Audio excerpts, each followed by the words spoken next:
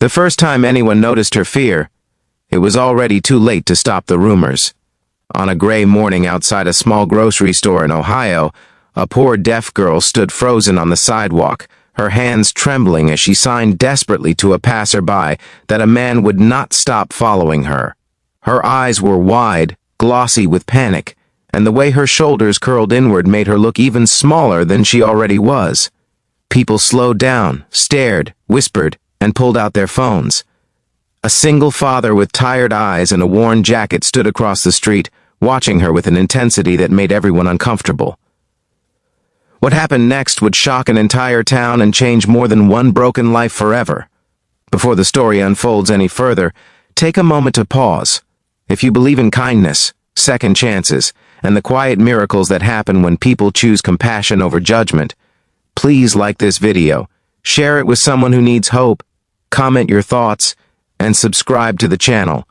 Stories like this remind us that humanity is still alive in unexpected places.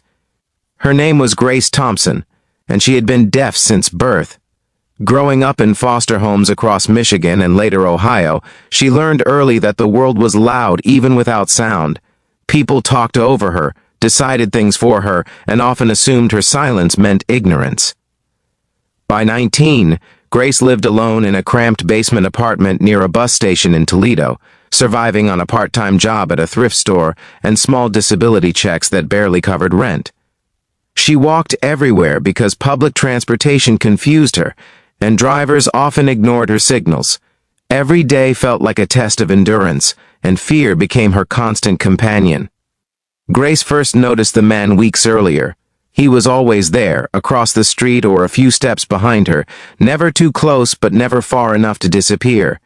She saw him near the thrift store when she finished work, at the laundromat late in the evening, and once outside her apartment building just as dusk fell. He never approached her, never spoke, but his presence felt heavy, like a shadow that refused to move. Being deaf meant she could not hear footsteps or voices behind her, so she relied on sight, and what she saw terrified her. Every instinct screamed danger. The man's name was Michael Carter, though almost no one knew it then. He was a widowed single father raising a 7-year-old son named Noah in a modest rented house not far from Grace's neighborhood. Michael worked nights as a hospital janitor, scrubbing floors long after doctors went home, and slept during the day while his son was at school. His life had been reduced to routines and responsibilities after his wife died in a car accident 3 years earlier. Grief aged him fast, carving deep lines into his face and dulling whatever softness he once had. People often mistook his silence for coldness, his exhaustion for menace. What no one knew was that Michael had learned basic sign language years ago when Noah was diagnosed with partial hearing loss as a toddler.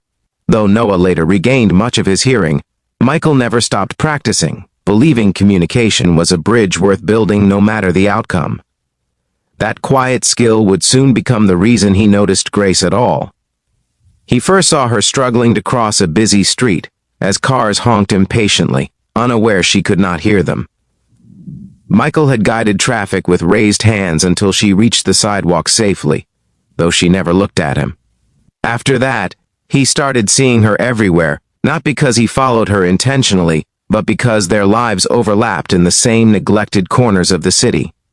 Each time he noticed her, she looked more frightened, more guarded. One evening he saw bruises on her arm, yellowing with age, and his heart clenched with worry. Michael made a decision that would later be misunderstood by everyone. He chose to keep an eye on her from a distance, convinced she was in trouble and too vulnerable to protect herself. He told himself he would step in only if she needed help, only if danger appeared. But from Grace's perspective, danger already had a face, and it looked exactly like his. The morning outside the grocery store became the breaking point. Grace dropped her bag when she saw Michael across the street again. Panic surged through her, drowning out reason.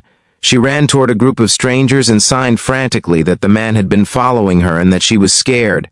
A woman screamed for security. Someone shouted for the police. Phones pointed at Michael like weapons, recording his stunned expression as officers approached with hands near their holsters. Michael raised his hands slowly, confusion and fear mixing on his face. He tried to sign, explaining something no one understood. The officers handcuffed him as a crowd gathered, already convinced they were witnessing the capture of a predator.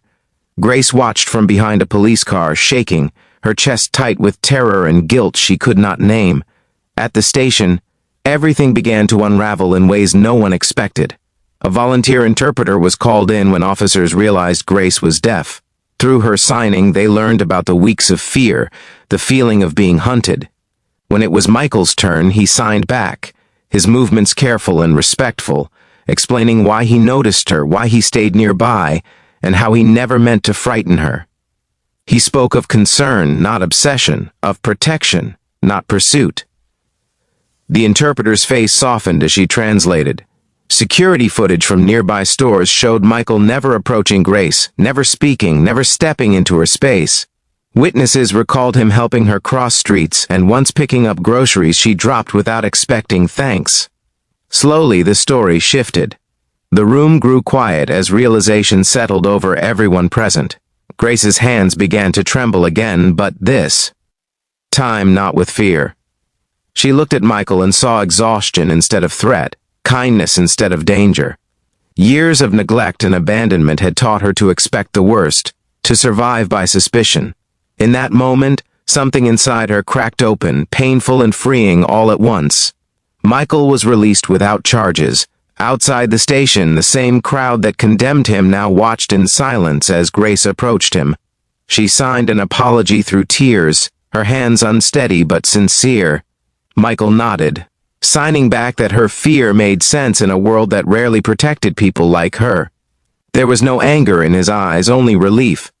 In the weeks that followed, the town did something unexpected. A local church helped Grace move into a safer apartment. Michael connected her with community resources for the deaf and walked with her to appointments until she felt confident going alone. Noah learned more sign language and proudly showed Grace the alphabet he practiced every night. Slowly, trust replaced terror, and loneliness loosened its grip on all of them. Just before the ending, please pause and comment below. Share what you would have felt in Grace's place, and what you think Michael did right or wrong. Your thoughts matter, and they help others reflect on kindness and understanding. Months later, Grace stood outside that same grocery store, sunlight warming her face, no fear in her posture. She waved when she saw Michael and Noah across the street, not because she needed protection anymore, but because she had gained something far more powerful. She had found proof that not every shadow hides danger, and not every stranger means harm. If this story touched your heart, if it made you feel hope, sadness, or belief in humanity again, please like this video, share it with someone who needs encouragement, and subscribe to the channel.